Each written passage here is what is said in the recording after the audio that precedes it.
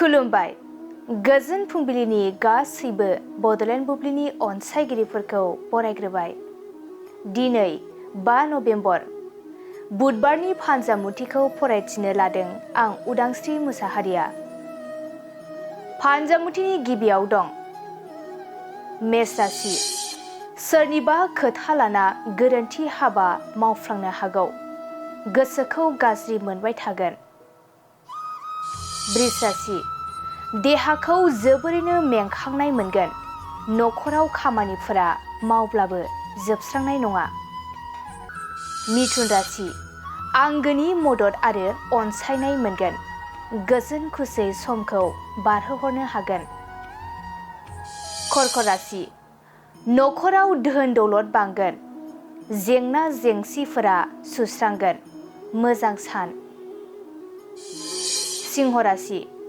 माबा मोनसे गिदिर खैफोदजों मोगा मोगि जानो हागौ, जेरावबो ओंखारियानो गाहाम जागोन। कन्या राशि। जानाय लोंनायाव सांग्राङै सोलिनाया गाहाम, बेराम आजार सोमजिनो हागौ। तुला राशि। नोंथाङा दिनै गोथार खामानि मावनो खाबु मोनगोन, गोसोआ रंजाखांगोन। वृश्चिक राशि। नोंथांनि मोनफ्रोम बाथ्रायाव हेंथा सोमजिनो हागौ, सोरजोंबा सुथुर जालायनायनि आसा दं। धनु राशि। बेफार फालांगि मावोब्ला मोजां जागोन, गोबां रां मुलाम्फा जागोन। मकर राशि। मोजां मोनलायनायनि लैथोआव गोग्लैनो हागौ, गोसोआ रोनावलाबायगोन। कुम्भ राशि।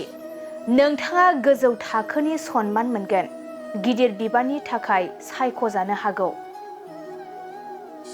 मीन राशि। गोबाव समनिफ्रायनो नाजाथाबनाया जाफुंसारगोन, नोंथांनि जाफुंसारनायाव बिफानि सुखु फैगोन। दिनै सानसेनि राशि फरायथिनायाबो एसेनोसै।